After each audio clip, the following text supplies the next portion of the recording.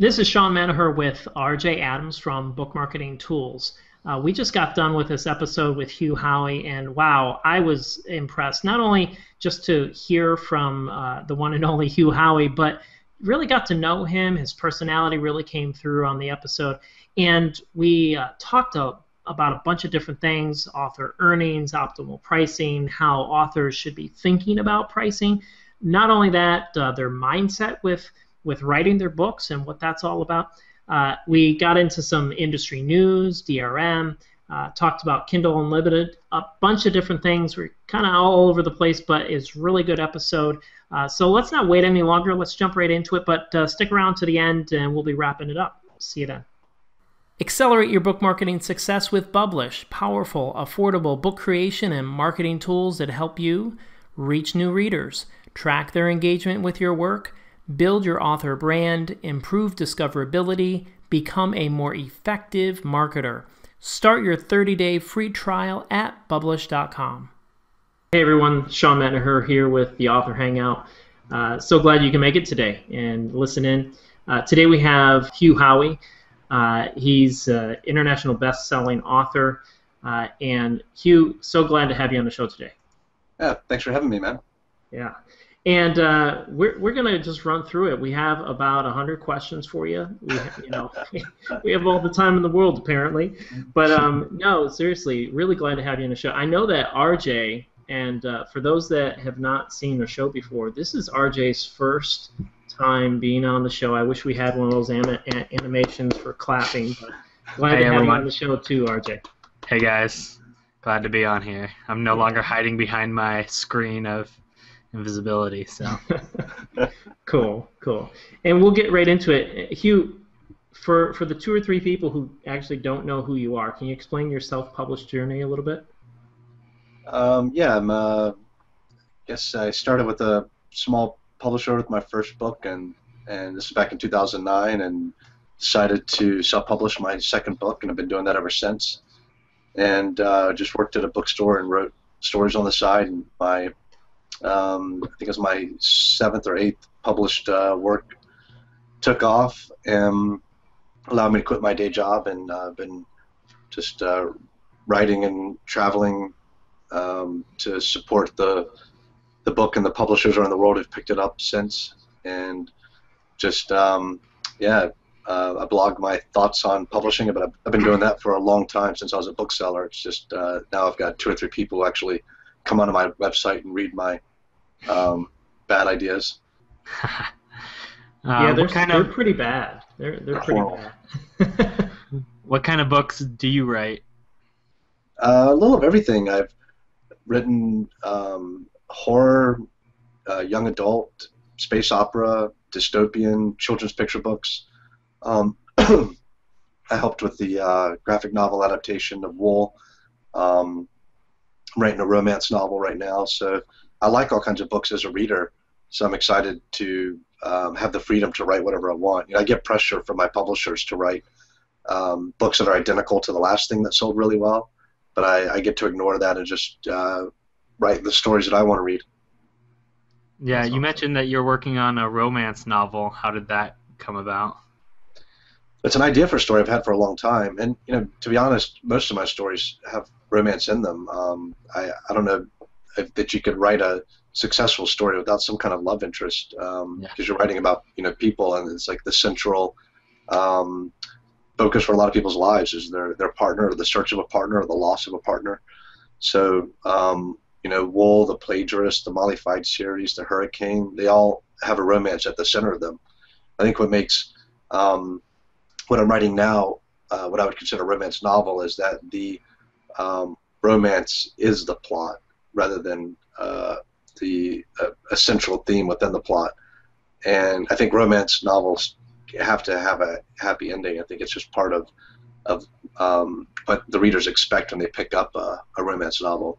Otherwise, it might be a good work of literary fiction with a romance, but then has something sad at the end. Yeah.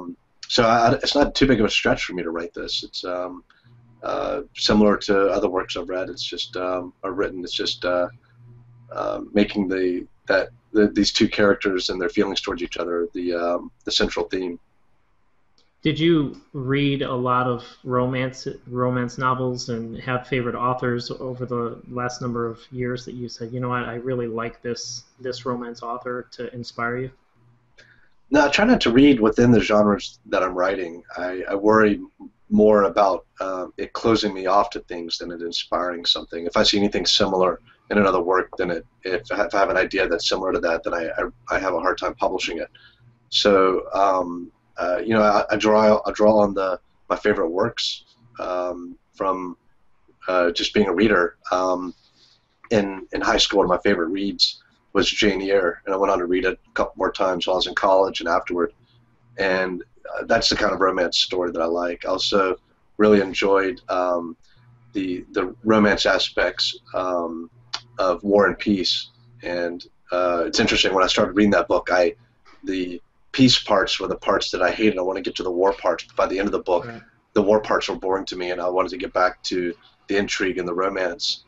So I'll draw on those sources and books that I've read over the years as inspiration, but I don't want to read things within the genre and try to copy or emulate anything. I just want to write the story that I would want as a reader. Sure. So do you have a favorite chick flick then? A favorite chick flick? A lot of them. I mean, it's awesome. My wife loves going to superhero and sci-fi epic movies with me, and I drag her to chick flicks. So we love the same movies. You know, it works out great that way. Neither one of us feels like we're making a sacrifice to see each other's films. That's very cool. So this summer you spoke at Romance Writers of America, and what was that panel entitled? Yeah, it was just last weekend. It was called like Lessons from an Outlier or something like that, which I didn't come up with the panel idea. They put me on it. They invited me to RWA, and I showed up. And to be honest, I don't like the focus on outliers. And I didn't really like the title of that panel. So I deflected a lot of the questions. I would rather talk about the people who are changing their lives with self-publishing without having to be in the top 1% of 1%. That's I was happy as a self-published author when I was working in a bookstore, just making my works available and finding readers a dozen at a time. Before Wool took off, I'd sold 5,000 books over a 2.5-year period, over 6 or 7 titles, and I was thrilled with that, to get emails from people all around the world.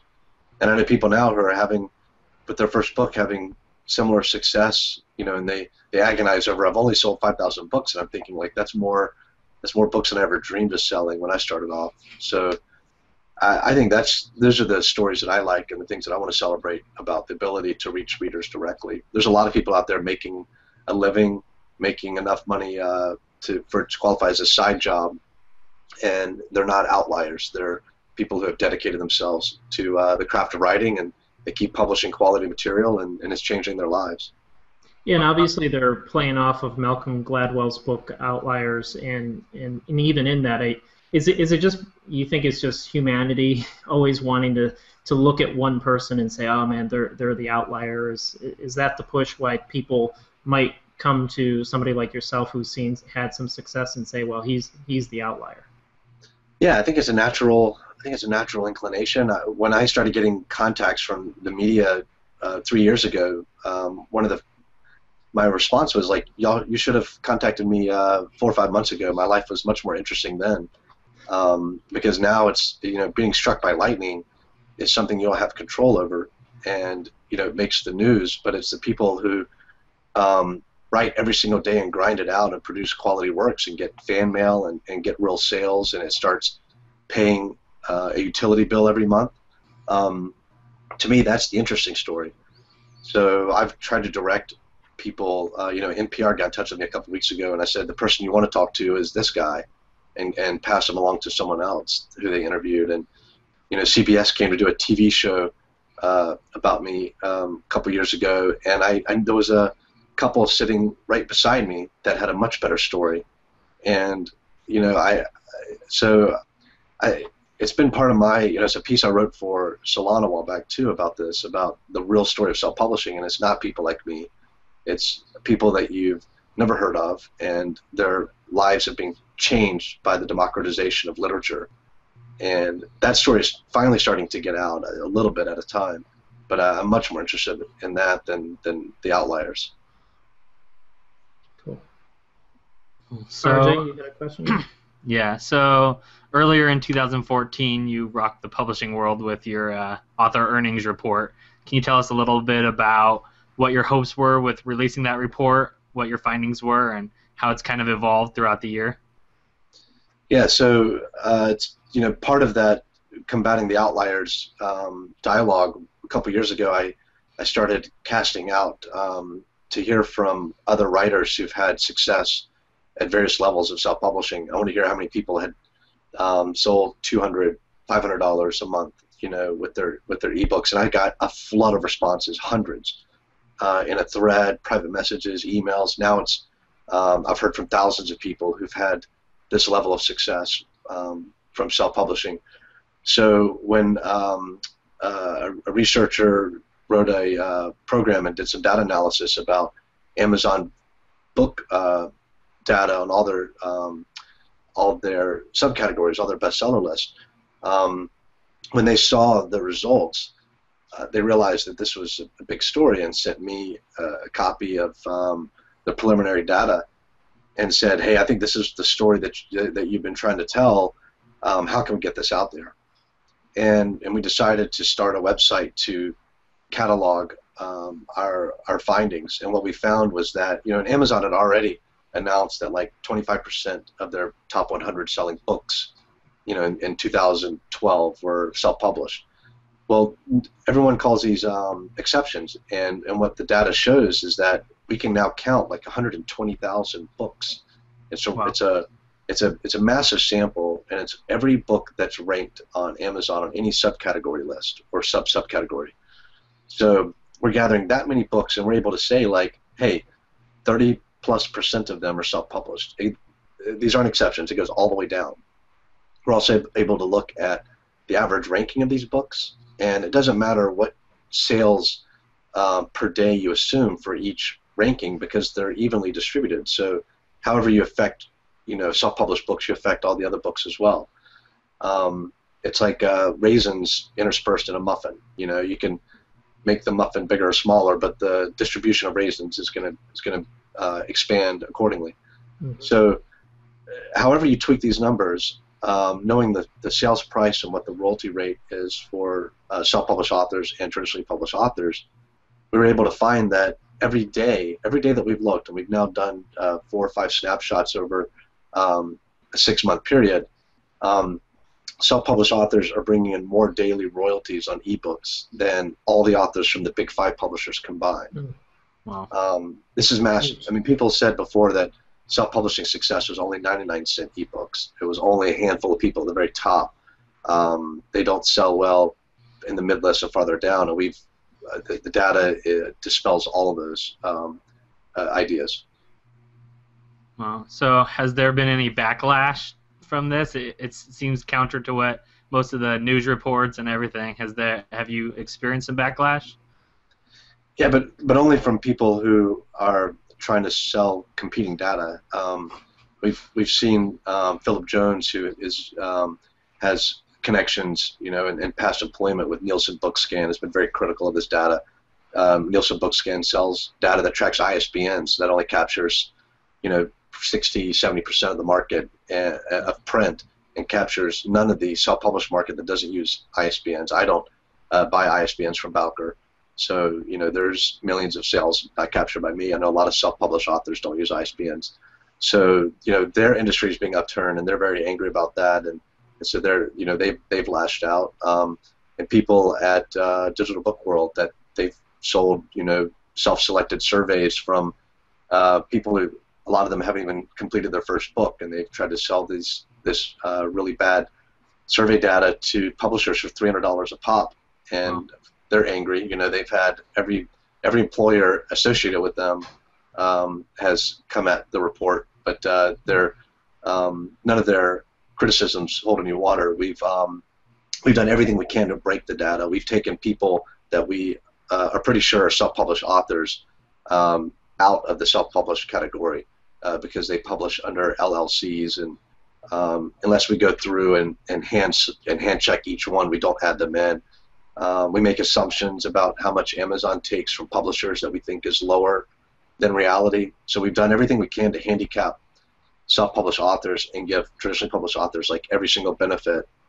We even played with assuming that Amazon makes no money from their traditionally published books, that they send every dollar to the traditional publishers, and it still doesn't break our conclusions. So there's really no way to argue with the data unless you're being financially impacted by it. And then, of course, you're going to go into histrionics. Yeah.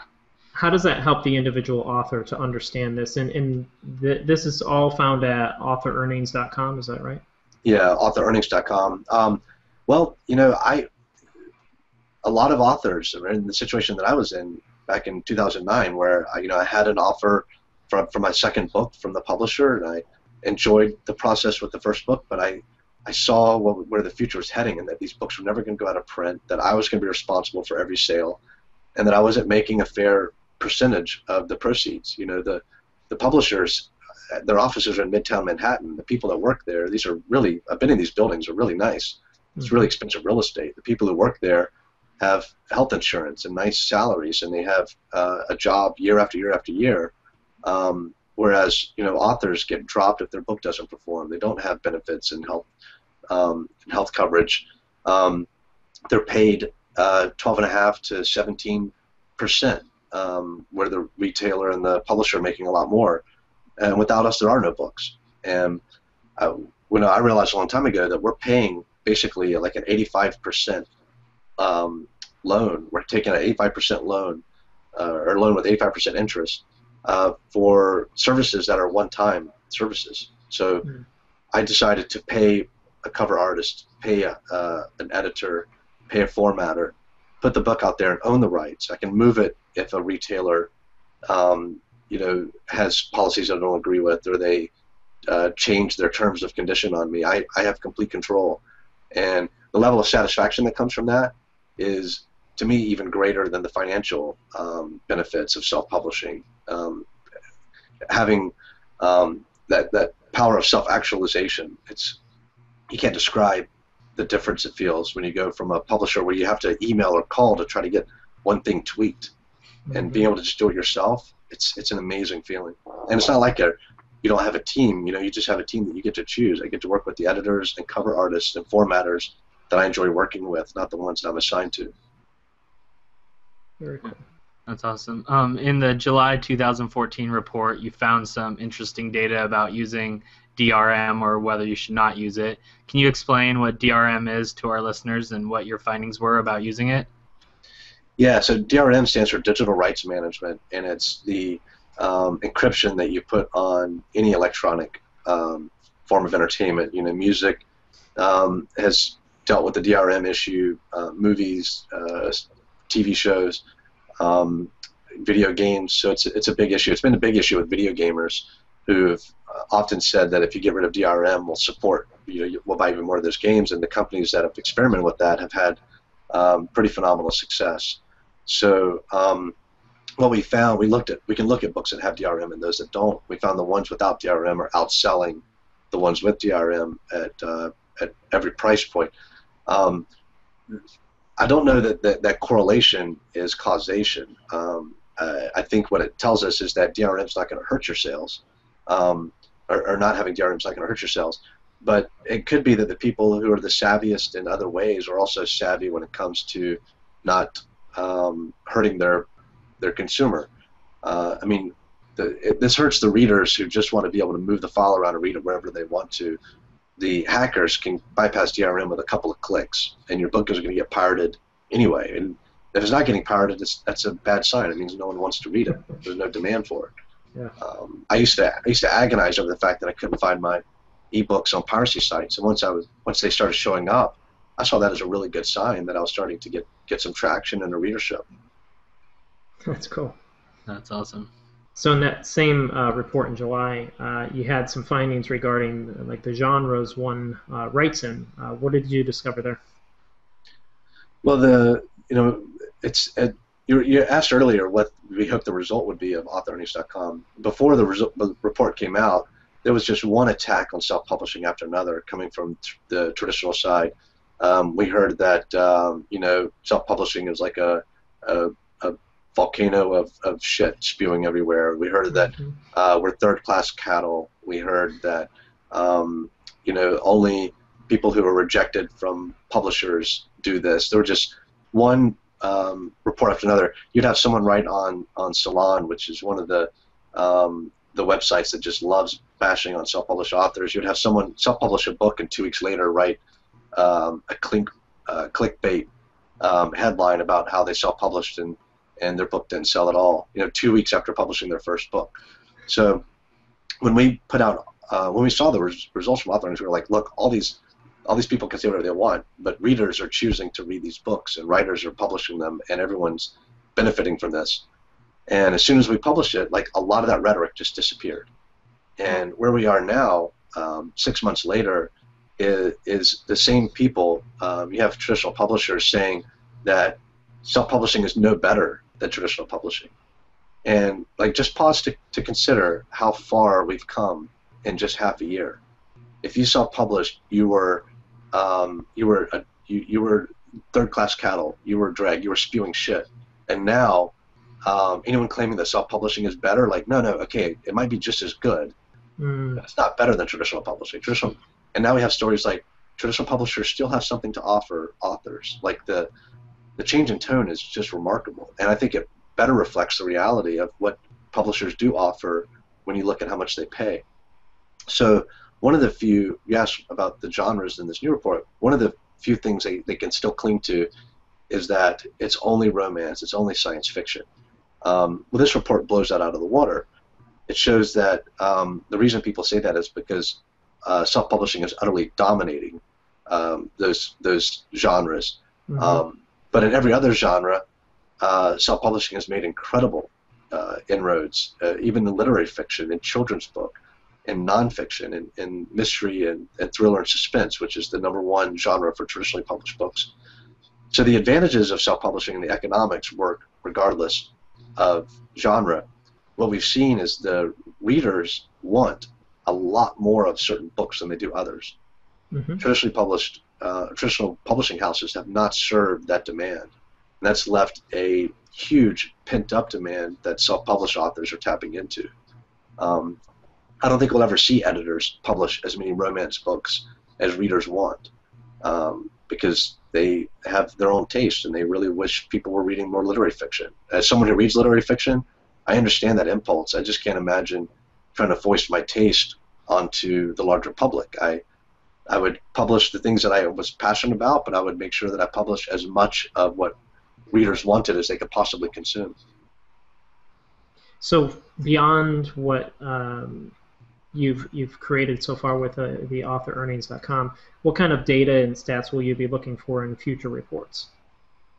We try to do something different with every report. So with each report, we do the same snapshot of percentages of number of titles on the bestseller list, which anyone with a pencil and a browser could do this.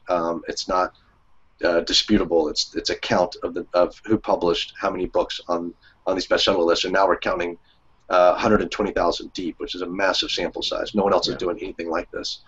We're also looking at the daily sales rate, which we know from knowing what daily sales rate puts you at what ranking on Amazon.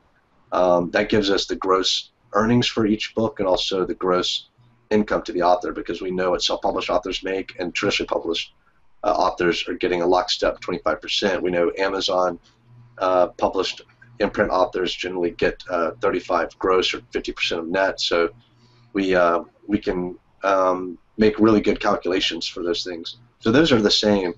Every time we do a report, we try to look at something different, whether it's the date of publication. We can look at tenured authors versus newer authors, and there's some fascinating results there. 63% of the Big Five income comes from authors who debuted before 2009.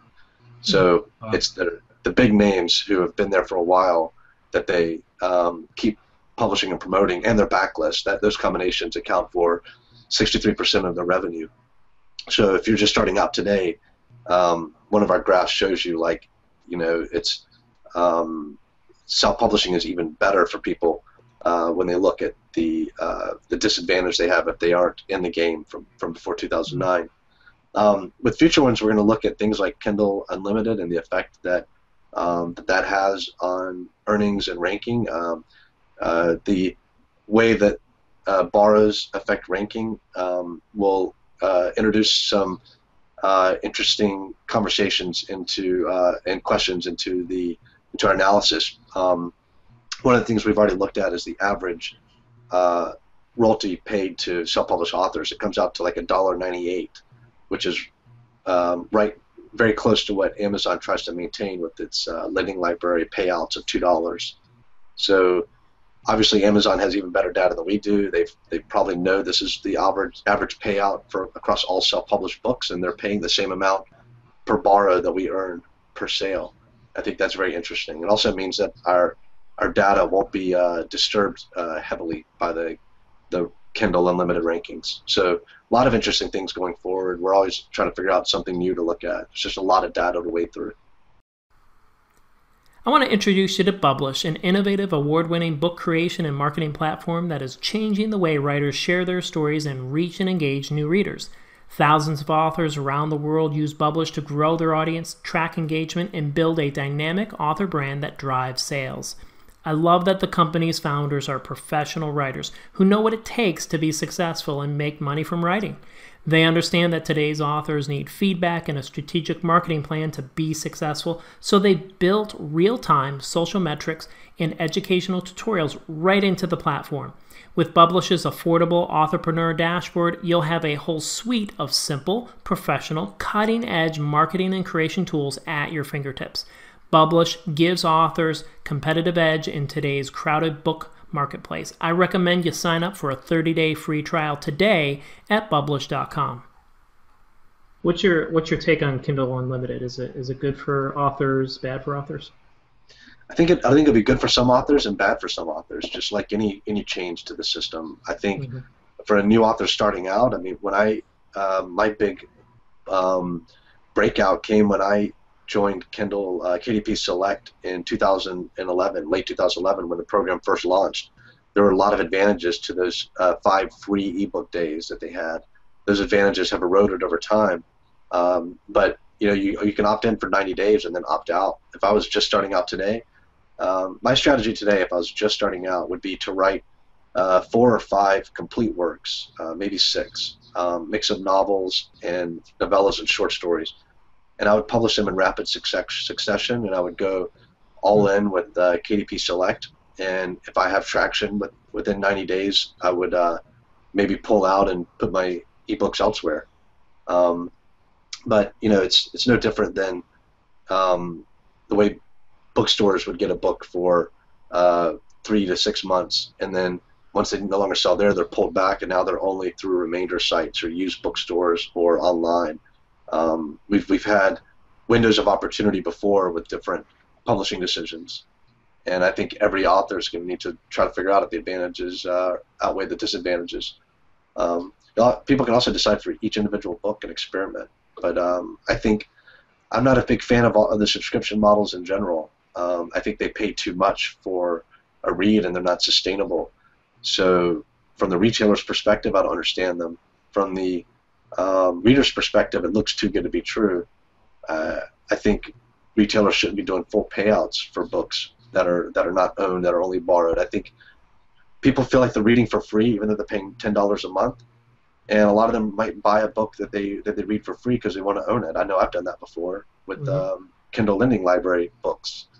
So I don't understand the full payout to traditionally published books with subscription models. I also don't understand the fear of being read. I promote my books being pirated. I love doing the giveaways.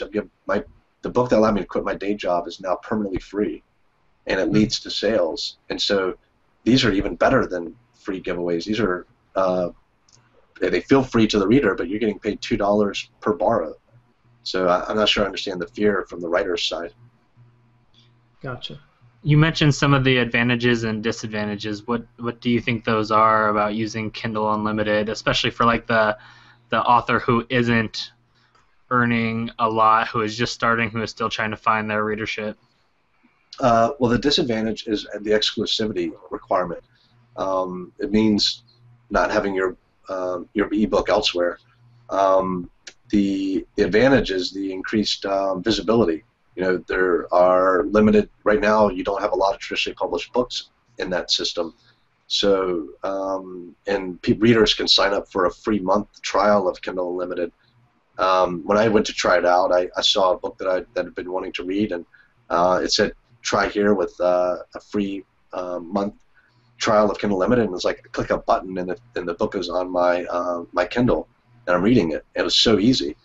So if you're a writer and you're just starting out and you publish a book to this system, you can share the link, and it's hard to ask people to spend their hard-earned money on a writer that they've never heard of. But if you can say, hey, you know, go to this page, click here, you can read my book for free. If you don't like it, you can opt out of the program, or you can see what other books they have to offer. So there are some marketing opportunities there. Not the same thing will not work for every writer, so I'm really hesitant to say, like, this worked for me, everyone should try it. I think everyone should experiment, do what they're comfortable with, do what their heart tells them to do, see what works and see what doesn't, and get as many opinions as possible. Don't just listen to one guru and try to do whatever they did. Why do you think authors are so hesitant to experiment with stuff like Kindle Unlimited and seeing if it works or not, and spending that 2 or 3 months that it might take to learn if it works or not? I don't know. It's interesting how impatient we are with our book decisions. I mean, 90 days is a very short period of time. I worked in bookstores where the system was glacial compared to what self-published authors get to do. We can change book covers overnight. We can fix a typo. We can pull a book down or move it to another retailer. We can publish in a weekend. So maybe 90 days feels. I think another part is everyone seems to think there's this gold rush going on, and that if we don't make the right decision right now, we're going to miss our opportunity to break out and make a living at this. And I think that's a really bad attitude to take into publishing. This is the new order that's really settling into publishing. If anything, these advantages are just going to increase over time. So if you're just starting out today, still take that 10-year view that I took when I started writing. You're going to write as many books as you can over a 10-year period. You're going to publish them in different ways, and in 10 years, you're going to analyze what worked and didn't work. If that seems like too long of a time, it took a lot of writers 10 years to get their first work out. It took that long to do the writing, to get an agent, to get a publishing deal, and to see the book published. So I advise caution and patience and curiosity, and go into everything with an open mind and try it all. Especially things when you own the rights, you're not making any permanent decisions. You can throw something up on a realtor's website and see how it works, and change your strategy 6 months later. Cool. So I think that's fantastic advice for any authors, that it's just best to experiment with price or covers or descriptions and marketing processes. And it seems like authors do feel there is a gold rush. And is it because there's more awareness of self-publishing, and so they're thinking, wow, I have a bill to pay, maybe I could write, and then they're rushing to get it through, and they're really not.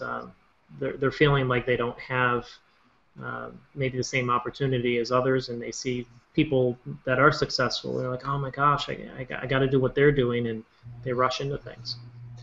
Yeah, and I think the people who do that don't have as good a chance of success. I feel very fortunate that I was writing in a time where there wasn't this success. I had I had so many novels written and published before all this took off, so I had a backlist.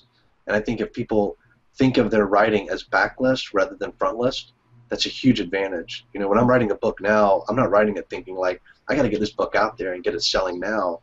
I'm writing a book and I'm thinking, wow, 10 years from now, someone's going to read this book and it's going to buy me a cup of coffee.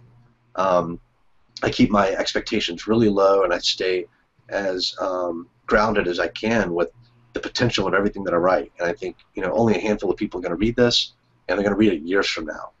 And that allows me to like slow my thought process and my own internal pace as I'm sitting down to write in the morning. There's no like, this needs to be out by November. There's the person who's going to enjoy this book isn't even born yet. And Wow. I really think it's a huge advantage to think that way. I think you write better prose. I think you think about your plot and you structure your book more thoughtfully, and you can walk around daydreaming about your book and your characters and putting your book together instead of daydreaming about how quickly you're going to publish and how much money you're going to make. Something I'm going to blog about soon, Liliana Hart, one of my good friends and just a dynamite self-publishing success story.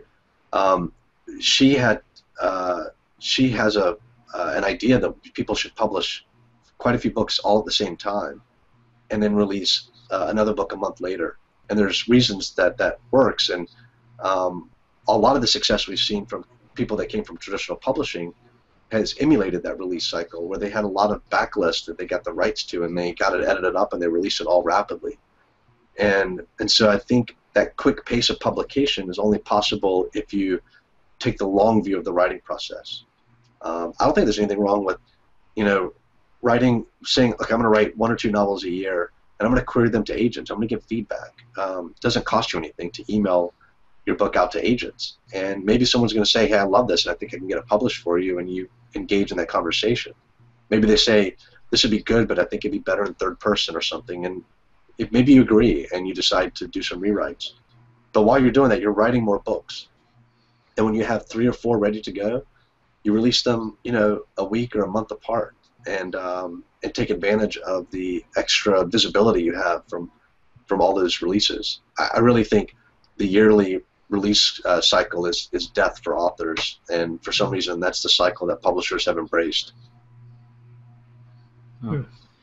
So speaking of traditional publishers, as we're recording this interview, the traditional publisher Hachette, as Sean and I thought was Hatchet, is in a pretty bitter dispute with Amazon. Can you explain that whole situation and what your thoughts are on this battle, and especially how it affects self-published authors?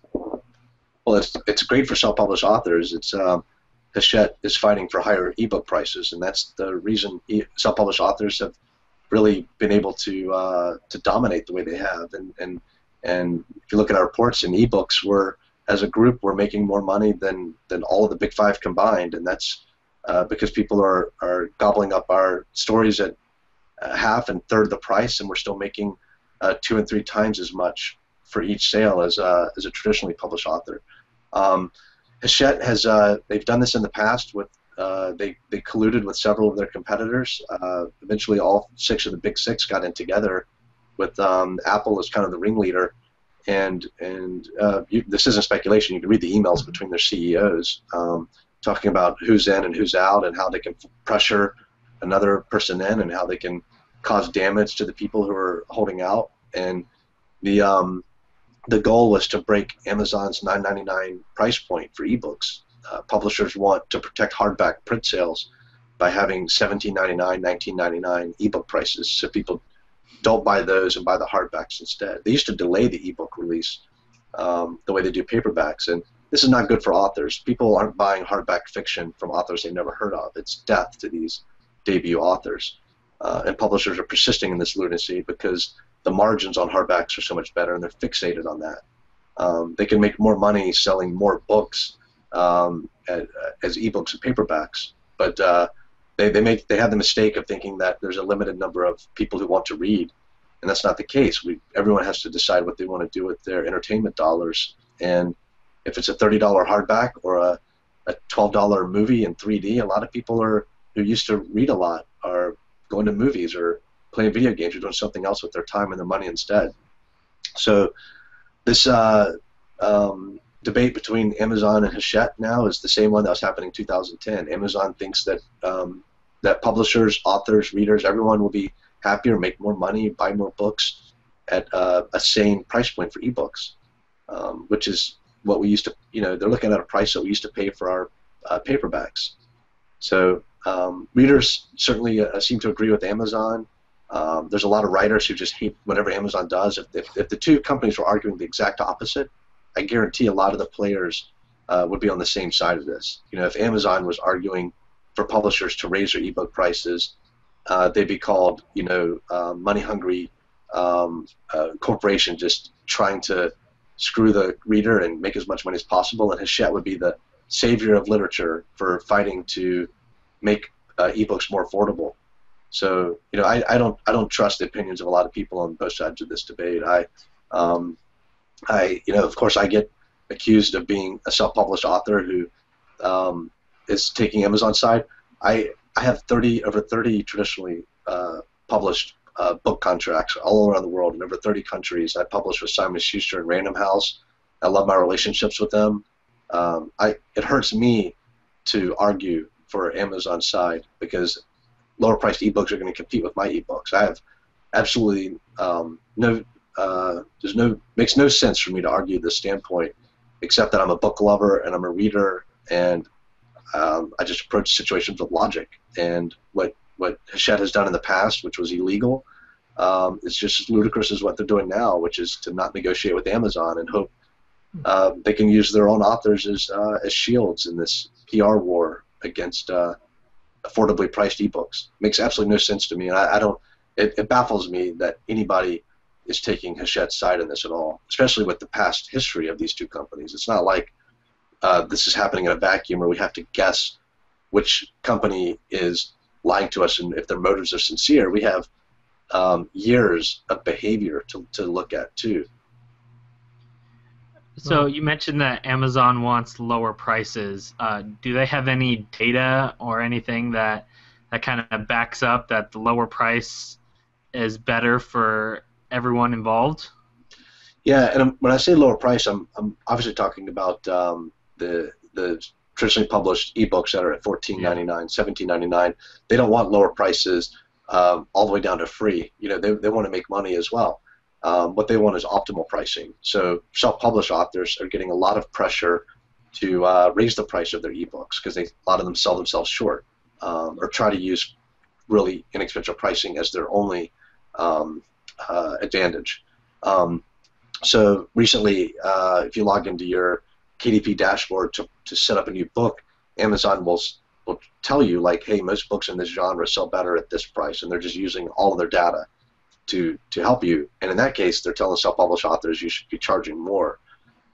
They also just released data in just this week in a letter, an open letter, explaining their negotiation position with Hachette, that they have data that at $9.99 ebooks sell enough extra copies to make more money for publishers than they do at $14.99.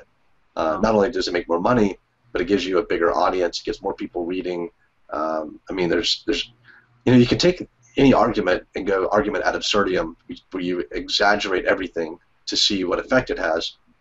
And you can do this with ebook prices. If ebooks cost $1,000 and it was impossible to pirate them, there would be zero ebook adoption. I think everybody can agree that not a single person is going to pay $1,000 for an ebook. Right. At $0, no one's going to make any money at ebooks. So these are the two, absurd positions. If those two things are true, then it means that at some point between those two numbers, there's an optimal price window. I don't think it's even $100 at ebooks. Would probably still have almost zero ebook adoption. So we can start to see that, $50, probably still no. At what point do we have optimal ebook adoption? I don't think it's at $20 even, and for most readers, it's not even $15. It's not going to be 99 cents either. So we can rely on Amazon to, instead of just making up a number like publishers do, let's look at the sales data. Let's look at what optimizes the reader experience per genre, because they're all treated differently. And let's come up with some rational pricing. What publishers are doing is not pricing to maximize everyone's happiness and income. They're also taking into account the relationship with bookstores. I've heard from one of my publishers that they wanted to price an ebook lower, but then they got pressure from the bookstore, a major bookstore chain, that said that if you price your ebook there, we're not going to order any copies. And so they're getting strong-armed by other publishing partners. And that means we can't just say, well, they're going to do what's best for them, or just let them price whatever they want. Mm-hmm. Well, if they're going to price in a way that hurts an author's career in order to save a relationship with another retailer, that is not the kind of freedom we want publishers to have. And no author should want to sign into a contract where they're giving up that freedom. So you talk about the author's career. If you started all over, what would you make sure you do based on what you've learned over the past few years? Boy, there are some things I would do differently. I still don't have any self-confidence with my writing or my publishing career. And when I started off, my mom asked me, like, I wrote my first rough draft, and she said, "God, what do you think you might want to have a career as a writer?" And I was like, "That's not going to happen. I hope that over my lifetime, if I write enough books, I'll sell 5,000 copies." And that really low expectations had me sell my books short as I published them. I should have hired out the top editing that I could afford, even if that required saving up money the way you save up for a new camera. I mean, there's other hobbies that are far more expensive than writing. So when people say, like, self-published authors shouldn't have to pay $2,000 or $3,000 to get their book published, this is a product that has the potential to sell for not only the rest of your life, but for lives to come. Investing $2,000 or $3,000 into a work that you believe in and that you love is completely rational. I've got a friend who skydives, and like a parachute, costs more than I put into a book, and he owns several for different conditions and different things he wants to do as he jumps out of planes and off of cliffs and stuff. So we're not talking about a massive investment if you look at this as a hobby you're passionate about. And I should have invested in better covers and better editing. I've had to go back and do that since. I should have done ebooks earlier. I waited too late. I had an author tell me, like, "Hey, you should be doing this," and it was like just last year that I got all my books into ebooks. And I should have self-published from the beginning, and I should have written more books when I was younger and dreamed of writing books, but thought that this is inaccessible to me. So yeah, I mean, most of my regrets are that I just didn't do more of what I'm doing now. Cool. The last question that I had is, how do you see the world of self-publishing changing in the next few years? Big question, but what's your thoughts on that? I think it's going to become the new normal. I think it's where most careers are going to start. Musicians don't start with, like, the first time you hear their song is it's coming out from a record label. The first time you hear their song, they're playing on a street corner or in a pub or in a small venue opening for another act, and then headlining at a small venue. They have all these stages to their career. And I think if you want to find tomorrow's great authors, you might want to go read something on Wattpad today, and from a 14-year-old writer who's just discovering her voice. And her first published work is going to be self-published. But the work that maybe will go down in history as being like the next great American novel will come out from Simon & Schuster 20 years from now. But when you look back at her publishing path, self-publishing, even if it was a blog, Facebook, all these other forms of content creation, are going to have a huge part of her literary career. So I think that's one thing that's going to be different. The stigma is going to keep falling, and we're going to see other genres. Great nonfiction work, great literary fiction work is going to be self-published as often as it's traditionally published. I think the future of publishing is probably, instead of having big publishing houses, I think the big publishing houses are going to become rights holders for work that they already own. And I think they're big name authors who feel beholden to them will stick with them. But I think more publishing will move to like a boutique agency type relationship, where you have someone like my agent, Kristen Nelson, who will take on authors and match them with editors and cover artists, and the funds for the editing and the cover art will come out of the author's pocket, but all the earnings from the book sales will flow to them.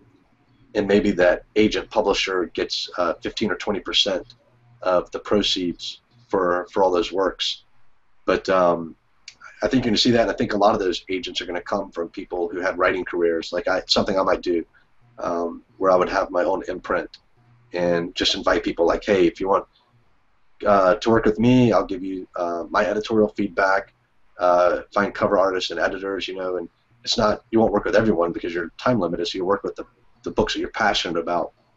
And then people will say, if they want a good romance, and Bella Andre is not just writing her own books, but she's publishing other people, they know that if they love Bella's work, they're going to love these other authors. And so I think that's something we're going to see a lot of in the future. So everything's going to change.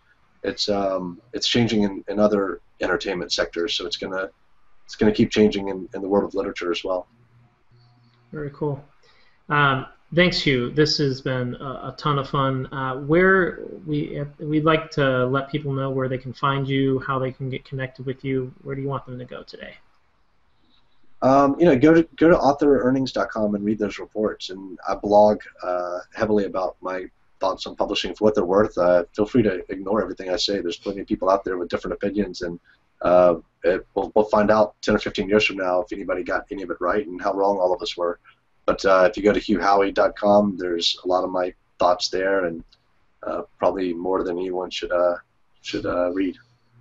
Cool. Well, thank you, Hugh. Really appreciate you being part of the show, and we'll talk to you later. And thanks, everyone, for being part of the Author Hangout. We'll see you on the next episode.